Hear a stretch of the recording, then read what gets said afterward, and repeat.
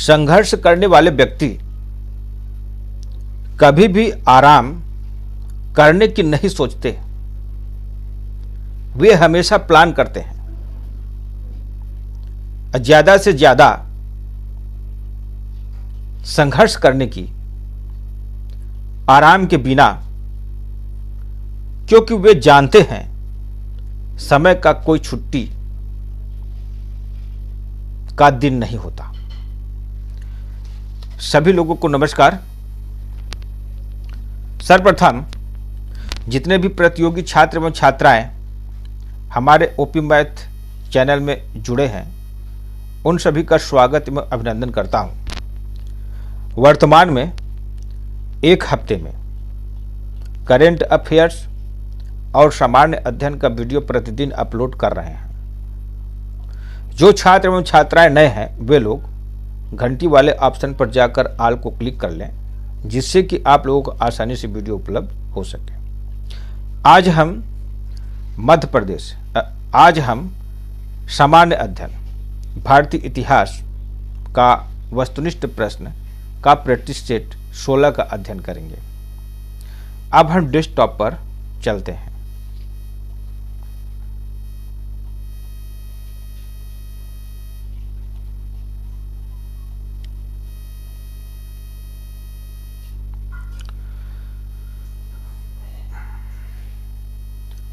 पहला प्रश्न है, चंद्रगुप्त ने अपनी विजयों के उपलक्ष्य में निम्न यज्ञ किया। ऑप्शन नंबर ए दिया है सूर्य यज्ञ, और ऑप्शन नंबर बी दिया है चंद्र यज्ञ, ऑप्शन नंबर सी दिया है अश्वमेघ यज्ञ, और ऑप्शन नंबर डी दिया है कृष्ण यज्ञ। तो इसका उत्तर होगा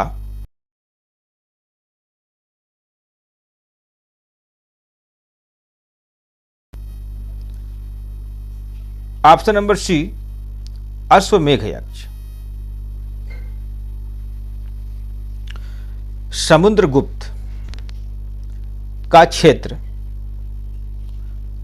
उत्तरी हिमालय से लेकर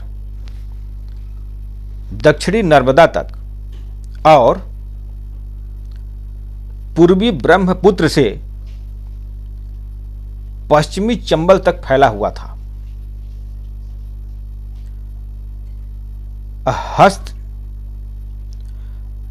हरिश्र के दरबारी कवि के अनुसार समुद्रगुप्त एक निडर योद्धा, 100 युद्धों का नायक था। वह विशाल साम्राज्य के निर्माण में बहुत सफलता और घोड़े की बलि देकर अश्वमेघ यज्ञ कर अपनी जीत का जश्न मनाया। अगला प्रश्न हम लेते हैं।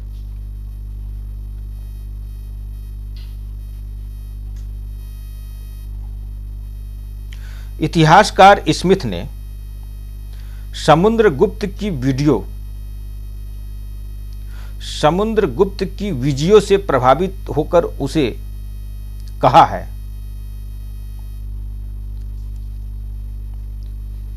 ऑप्शन नंबर ए दिया है महान विजेता, ऑप्शन नंबर बी दिया है भारतीय नेपोलियन, ऑप्शन नंबर सी दिया है सम्राट, और ऑप्शन नंबर डी दिया है महाराज युवराज। तो इसका उत्तर होगा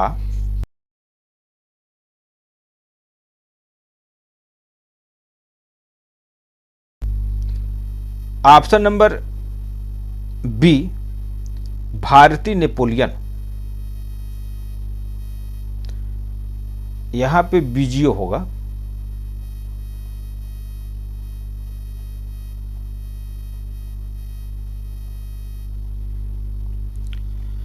सम्राट समुद्रगुप्त गुप्त राजवंश के दूसरे राजा थे जिन्होंने देश में मुद्रा के चलन में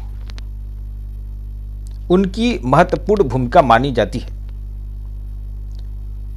इनके शासनकाल में 7 तरह के सिक्कों को शुरू किया गया।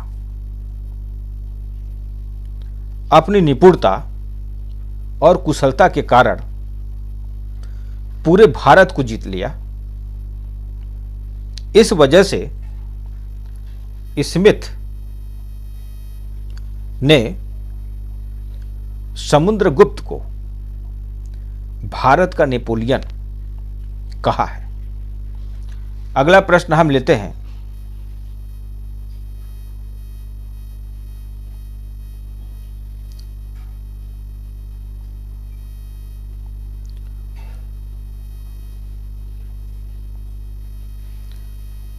बलबल के शासन काल के संबंध में कौन सी एक बात सही नहीं है? इसमें ऑप्शन नंबर ए दिया है, उसने 40 गुलामों के समूह के प्रभाव को नष्ट कर दिया। ऑप्शन नंबर बी दिया है, उसने एक शक्तिशाली सेना का निर्माण करने के लिए सेना का पुनर्गठन किया। और ऑप्शन नंबर सी, उसने दिल्ली के निकट के जंगलों से राजपूत मेवातियों को मार भगाया। और ऑप्शन नंबर डी दिया है, उसने दिल्ली में जामा मस्जिद का निर्माण करवाया। तो इसका उत्तर होगा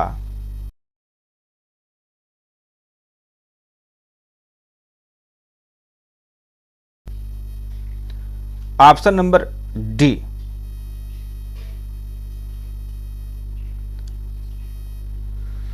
उपरोक्त सभी सत्य है, मगर ऑप्शन नंबर डी असत्य है, क्योंकि दिल्ली में जामा मस्जिद का निर्माण शाहजहां ने करवाया था। लाल किले से महज 500 मीटर की दूरी पर जामा मस्जिद स्थित है, जो भारत की सबसे बड़ी मस्जिद है। इस मस्जिद का निर्माण 1650 में शाहजहां ने करवाया था। अगला प्रश्न हम लेते हैं।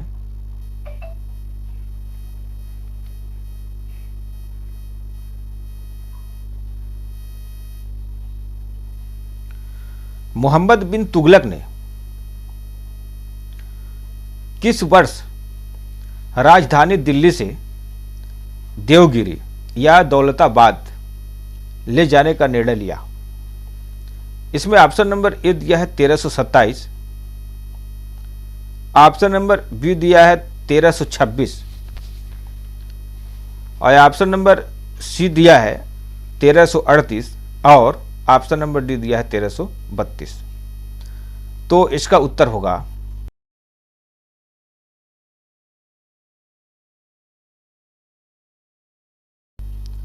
Option number A 1327।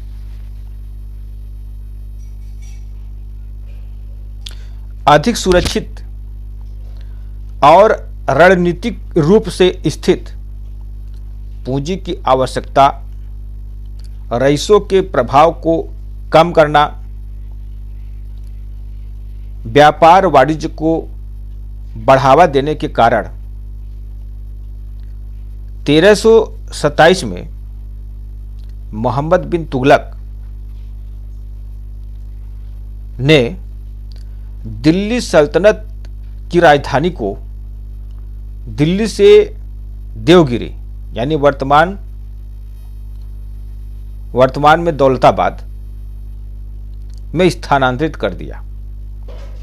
अगला प्रश्न हम लेते हैं।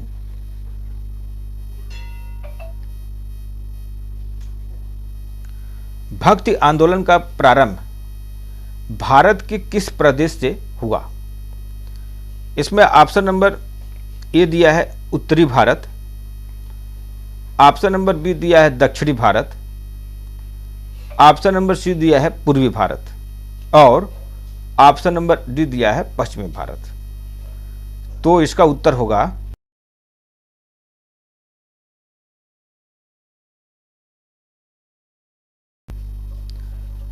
ऑप्शन नंबर बी दक्षिणी भारत।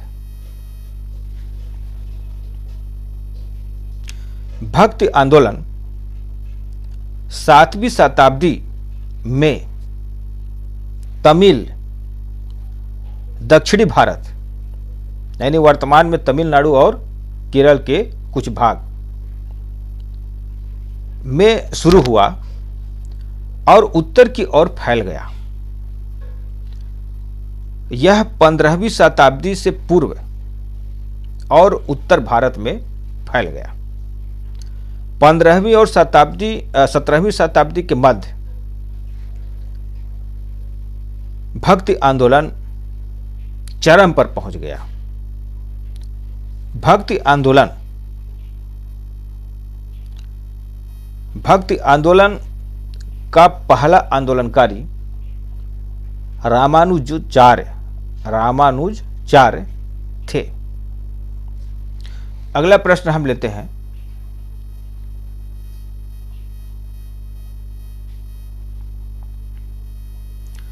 निम्न में भक्त आंदोलन का कौन सा नेता इस्लाम से प्रभावित था? इसमें ऑप्शन नंबर ए दिया है रामानुज, ऑप्शन नंबर बी दिया है नामदेव, ऑप्शन नंबर सी दिया है चैतन्य और ऑप्शन नंबर डी दिया है मीराबाई। तो इसका उत्तर होगा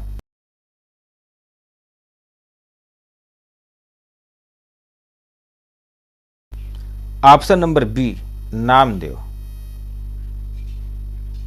नामदेव ने ब्राह्मणों की प्रभुता को चुनौती दी तथा जाति प्रथा का विरोध करते हुए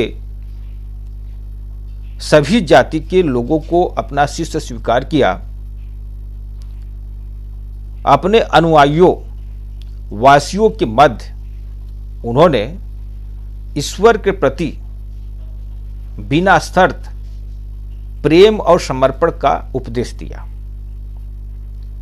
यह बरकरी संप्रदाय का संत भी था।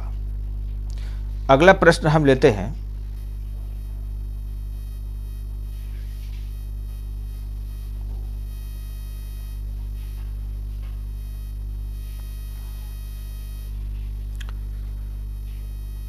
बाबर ने 1526 ईस्वी में भारत पर आक्रमण किया। उस समय दिल्ली का सुल्तान इब्राहिम लोदी था। उस पर आक्रमण करने के लिए बाबर को उसी के एक दरबारी ने आमंत्रित किया। वह दरबारी था, इसमें ऑप्शन नंबर ए दिया है दौलत खां, ऑप्शन नंबर बी दिया है Shah Ismail, option number C दिया है दिलावर खां और ऑप्शन नंबर डी दिया है उपयुक्त में से कोई नहीं। तो इसका उत्तर होगा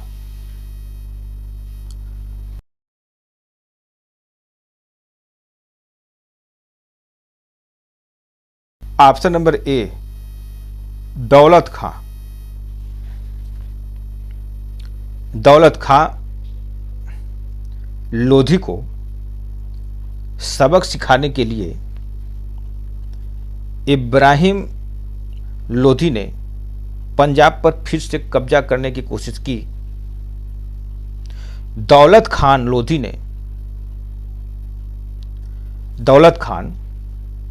लोधी से अपनी सुरक्षा पर चिंतित होकर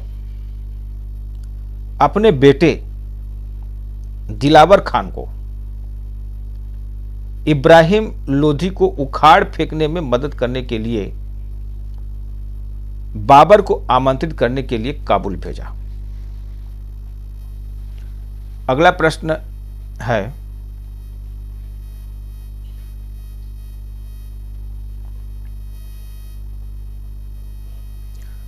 वर्ष 1893 में शिकागो में आयोजित अंतर्राष्ट्रीय धर्मों की संसद से किसका भाग जुड़ा है? इसमें ऑप्शन नंबर ए दिया है Swami Dayanand Saraswati, option number B दिया है Ramakrishna Paramhansa, option number C दिया है स्वामी विवेकानंद और ऑप्शन नंबर डी दिया है राजा राम मोहन राय। तो इसका उत्तर होगा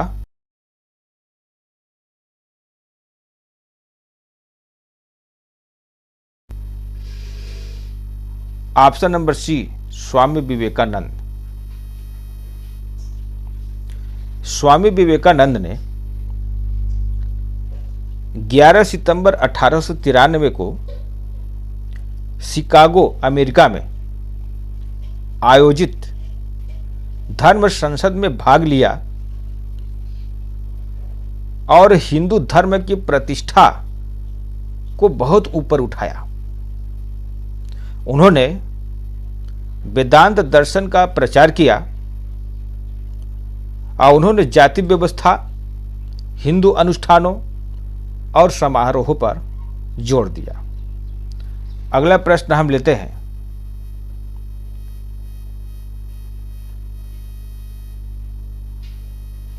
निम्न शासकों में से किसके शासन के दौरान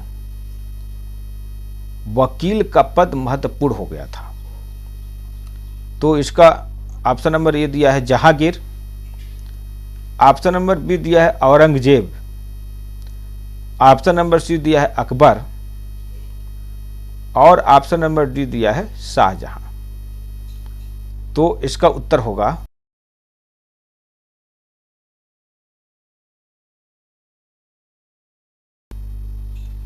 ऑप्शन नंबर सी अकबर। अगला प्रश्न हम लेते हैं।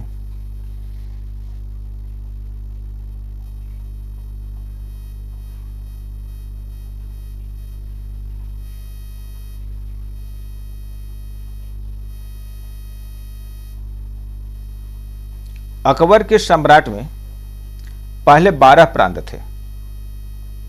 शासन के अंतिम दिनों में दक्षिण के 3 प्रांत इनमें और शामिल किए गए। इन तीनों प्रांतों में कौन सा एक शामिल नहीं था? इसमें ऑप्शन नंबर ए दिया है खानदेश, ऑप्शन नंबर बी दिया है बरार, ऑप्शन नंबर सी दिया है बीदार और ऑप्शन नंबर डी दिया है अहमदनगर। तो इसका उत्तर होगा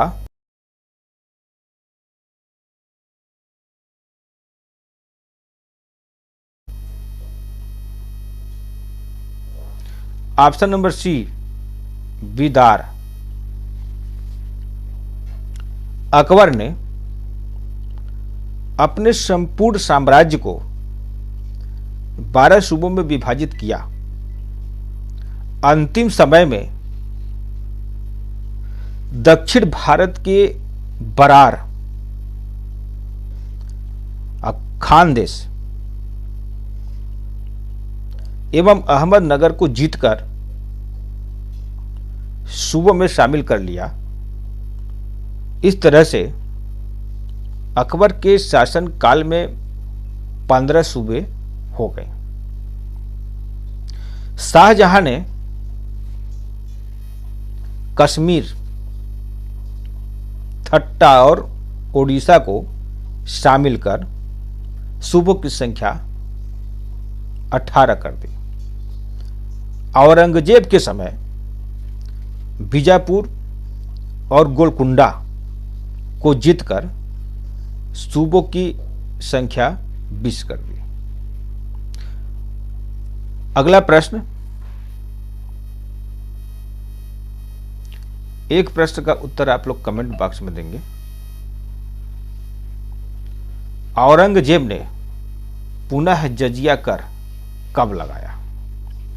इसमें ऑप्शन नंबर ए दिया है 1678, ऑप्शन नंबर बी दिया है 1680, ऑप्शन नंबर सी दिया है 1679 और ऑप्शन नंबर डी दिया है 1675। तो इसका उत्तर आप लोग कमेंट बॉक्स में अवश्य देंगे। आज का प्रश्न यहीं तक। यदि यह श्रृंखला आपको पसंद आया है तो लाइक, शेयर, सब्सक्राइब और कमेंट अवश्य करेंगे। धन्यवाद। जय हिंद, जय भारत।